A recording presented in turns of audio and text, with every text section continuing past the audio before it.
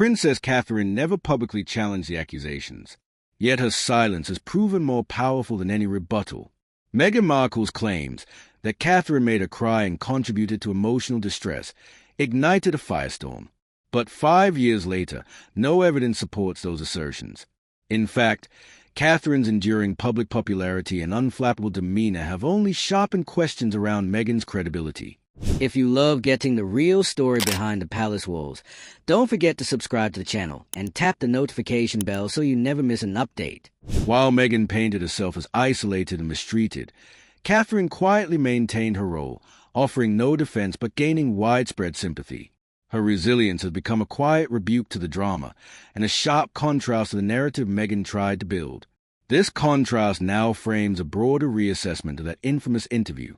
Catherine's restraint, the royal family's silence, and the emerging contradictions all point to a calculated media performance rather than a genuine exposé.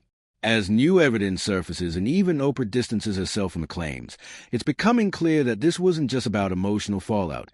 It was about strategy, control, and a misused platform. And the public is finally catching on. When Oprah Winfrey sat down with Prince Harry and Meghan Markle in 2021, the world stopped. This wasn't just a celebrity interview. It was a cultural event, a primetime bombshell that promised honesty, healing, and revelation.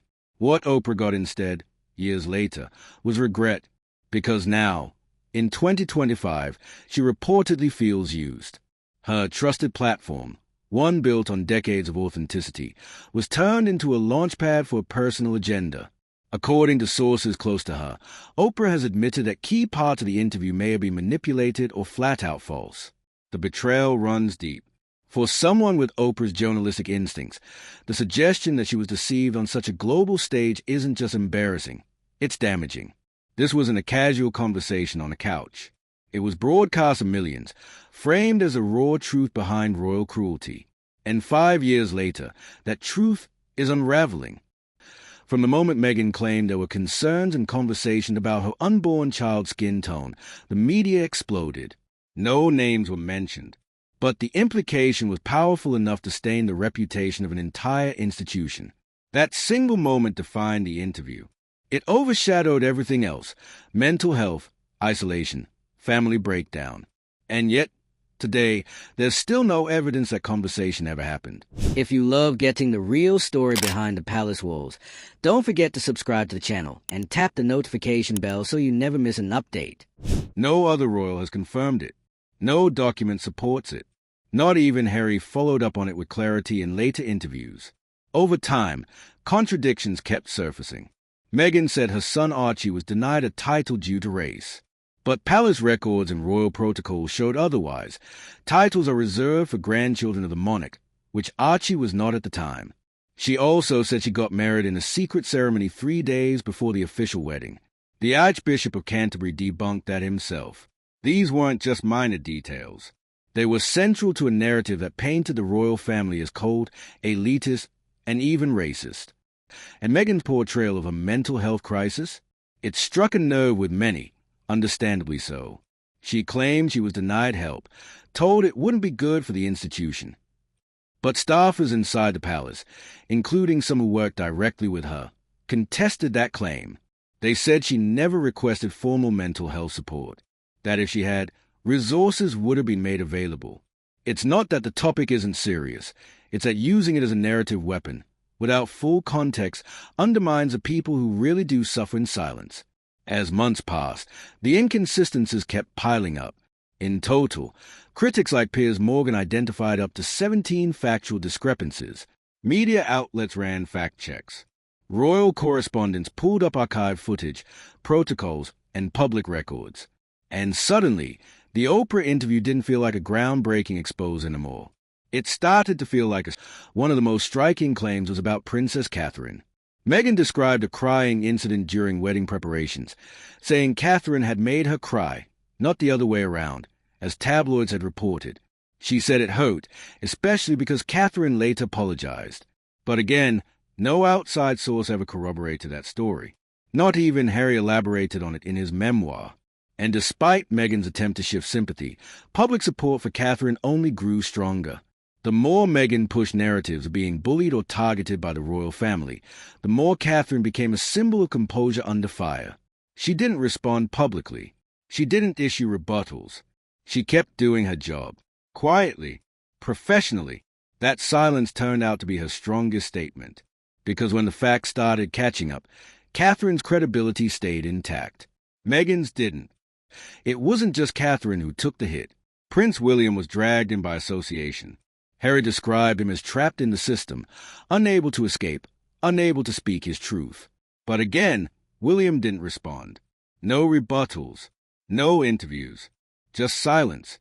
And that silence, over time, began to say more than any quote could. It wasn't defensive. It wasn't bitter. It was dignified. The entire approach taken by William and Catherine became a contrast to Meghan and Harry's media strategy.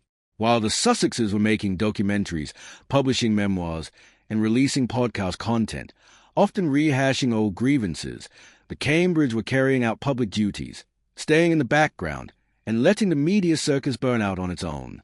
Public opinion began to shift. Slowly but the royal family's official response to the Oprah interview? A single statement. Recollections may vary. That was it. No dramatic press conference. No emotional counterpoints. Just 5 words that politely cast doubt on Meghan's version of events. And it worked, because it kept the palace above the noise while letting the public and media do the fact-checking themselves. Behind the scenes, palace aides and courtiers were reportedly furious. Not just at the content of the interview, but at the way it painted the institution. Accusations of racism and neglect weren't just reputational issues. They risked undermining years of diplomatic work and public trust. But rather than retaliate, the palace leaned on its oldest weapon, time. Time, it turns out, was on their side. Because as months turned into years, more and more details started to unravel. Financial support? Harry claimed they were cut off by his family. But public record showed Prince Charles had actually supported them for months after they stepped back from royal duties. Security arrangements? Misrepresented. Titles? Misunderstood. And each new discrepancy chipped away at the credibility of that Oprah moment. Even as public discourse intensified online, with hashtags, fan accounts, and think pieces, the royal family's silence became its own narrative, a narrative of stability, of restraint. They were playing the long game, and by 2025, it was paying off. Oprah's admission only added fuel to the fire. Her regret validated what skeptics had been saying since day one. Not everything in the interview could be taken at face value. Harry's role in all of this has also come under renewed scrutiny. While Meghan took the lead in most of the interview, Harry supported her claims. He nodded along. He added details. He stood by her version of events. But in subsequent interviews, including his own book, some of his stories started to contradict earlier ones. He blurred timelines, omitted key details, and occasionally backtracked. That inconsistency didn't go unnoticed. Supporters argued he was speaking his truth. Critics pointed out the shifting narratives. And neutral observers were left wondering how 2 people with global platforms could get so many details wrong. Was it trauma? Was it strategy? Was it media manipulation? Whatever the reason, the end result was the same. Trust eroded. Oprah Winfrey, and that brings it back to Oprah. For someone with a near-flawless record of high-profile interviews, this one stands out for all the wrong reasons. It wasn't just about being misled. It was about platforming a story that may have bent the truth. Oprah's brand has always been about empathy and clarity. But this interview, in hindsight, looks murky. Sources close to her have suggested she now regrets giving the couple such a massive, unchallenged platform. Not because the topics weren't important, mental health, racism, institutional pressure, but because the facts didn't all line up. When an interview sparks global conversations based on shaky claims, it raises hard questions about media responsibility. Oprah, to her credit, is facing those questions now. Today, 5 years later, the royal family hasn't changed its stance. Still no direct public attacks. Still no rebuttals or tell-all specials. Just steady, ongoing service. They've modernized in small ways. Increased visibility. Greater outreach. But the core strategy remains. Don't fuel the fire. Let the facts speak. Let the spectacle burn itself out. And it seems to be working. As people reassess what really happened during that infamous interview, they're also reassessing who to trust. The monarchy, once shaken, now seems steady. Meghan and Harry, once seen as bold truth-tellers, are now viewed with growing skepticism. And Oprah? She's learned that even decades of trust can be tested by one interview. So, what do you think? Was this a misstep in storytelling, or something deeper? If you've got thoughts, the comments are wide open. If you're following the unraveling of this royal saga, don't forget to hit subscribe. There's always more to come. As more time passes, Meghan's reputation has shifted from misunderstood outsider to a figure increasingly associated with strategic storytelling. Her supporters still defend her fiercely, but the broader public has begun to question her motives. When claims made in the Oprah interview are dissected and don't hold up under scrutiny, it's not just a bad look, it's a credibility crisis. Meghan said she was silenced, but her voice has been louder and more amplified than nearly anyone in modern royal history. What started as a plea for privacy evolved into a branded empire. Multi-million-dollar deals, podcast exclusives, and constant media coverage followed. The Oprah sit-down wasn't the end of the story. It was the beginning of a calculated media rollout. But when the foundation is cracked, everything built on top of it starts to wobble. That's where we are now. In a landscape where empathy was once abundant, fatigue is setting in.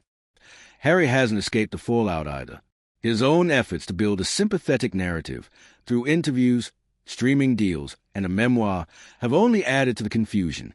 In one moment, he's deeply hurt by his family. In the next, he's joking on talk shows and comparing royal life to being trapped in a zoo. The contradictions have chipped away at the emotional weight of his story. When Harry claimed his father cut him off financially, it was a shock, until royal financial disclosures contradicted that.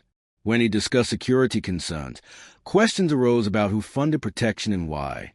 These aren't small details. They are core elements that shape how people interpret his and Meghan's decisions. And when those details don't hold up, it starts to look less like a cry for help and more like a marketing pitch. Meanwhile, the rest of the royal family remains almost aggressively silent. That silence, once criticized as cold or out of touch, now feels strategic. Let the Sussexes speak. Let them post, produce, and publish. The palace, by contrast, leans into duty. Events, charity work, official visits. Nothing flashy, just a business of being royal.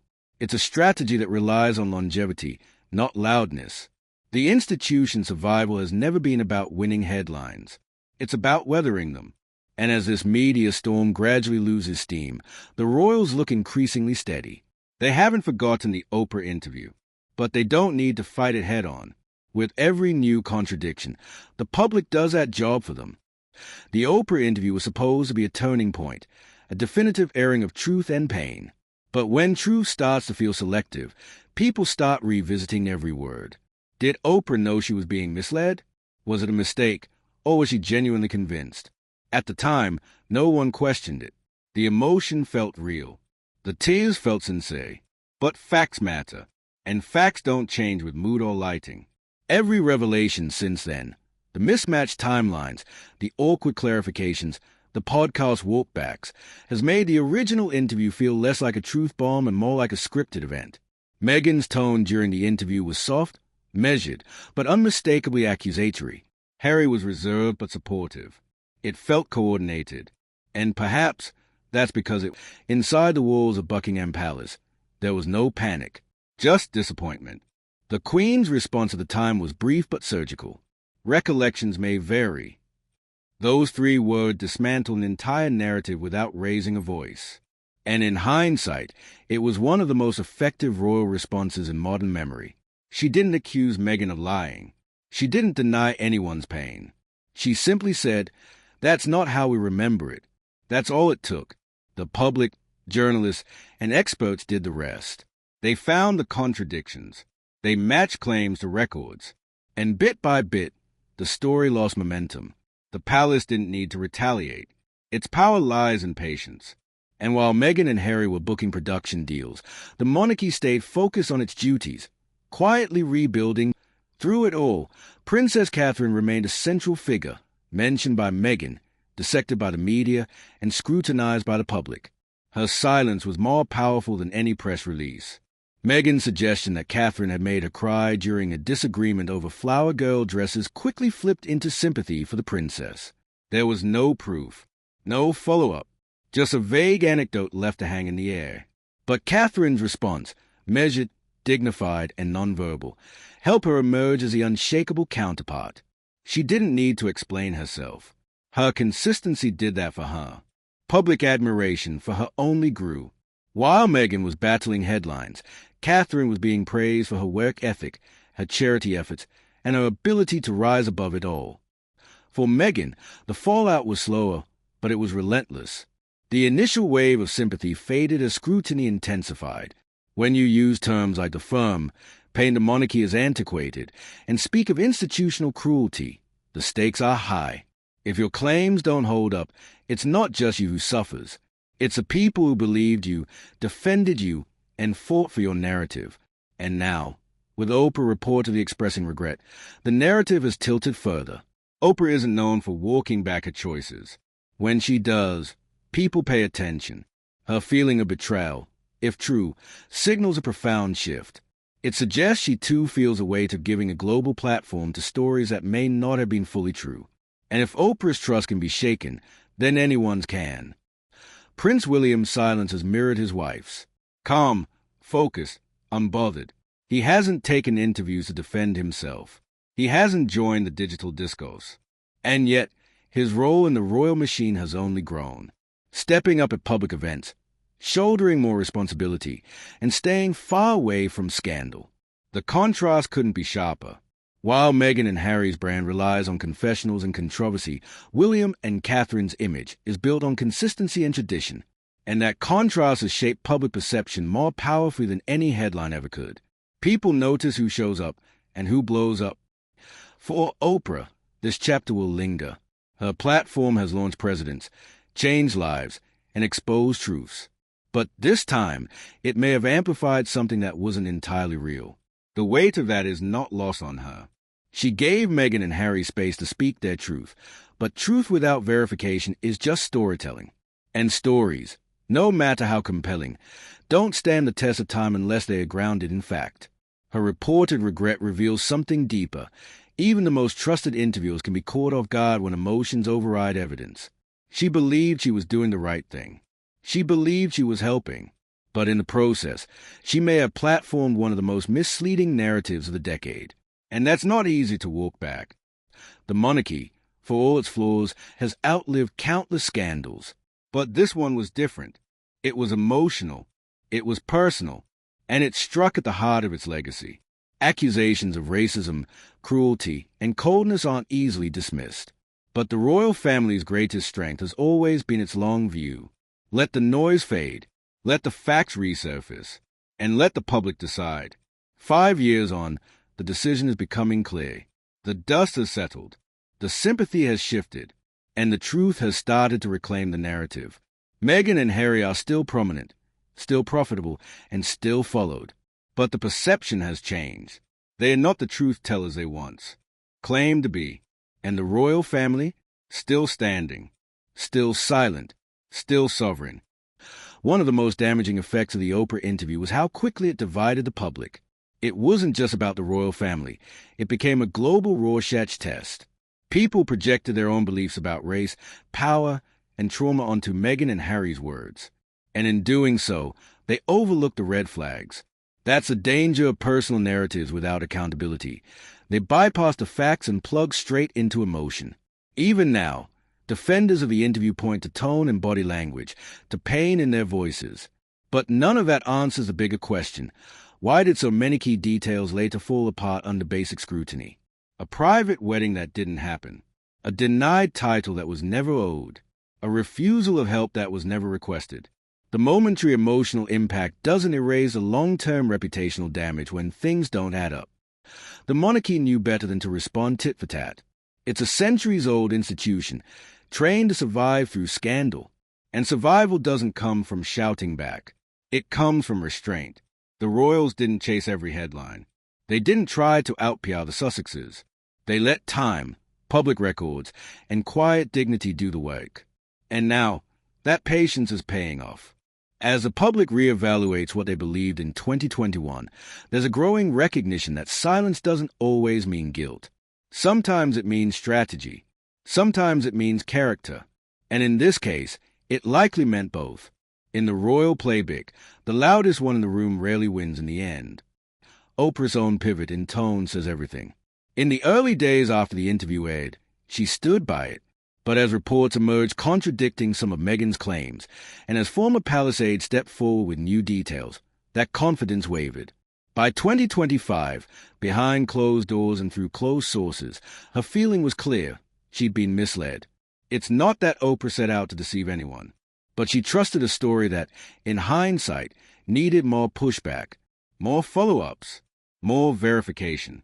That level of reflection from someone like Oprah is rare and significant. It marks a moment of accountability that the interview itself never had, and it changes how the entire thing is remembered.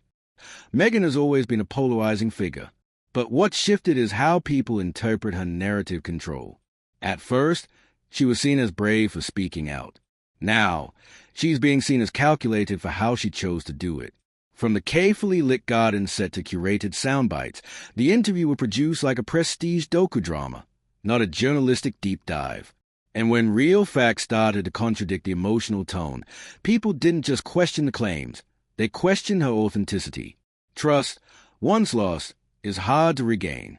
And with each new public appearance, with each selectively edited podcast episode, the skepticism only grows. This isn't about silencing her voice, it's about holding her accountable for the volume and the messaging. The one constant throughout this drama has been William and Catherine's restraint. They've stuck to protocol, carried out engagements, raised their family under a microscope, and they've done it without responding to any of the claims hurled at them about jealousy, rivalry, or coldness. Their silence wasn't weakness. It was a reminder that leadership doesn't always require explanation. The world saw Catherine smeared, then watched her rise above it, not through spin, but through consistency.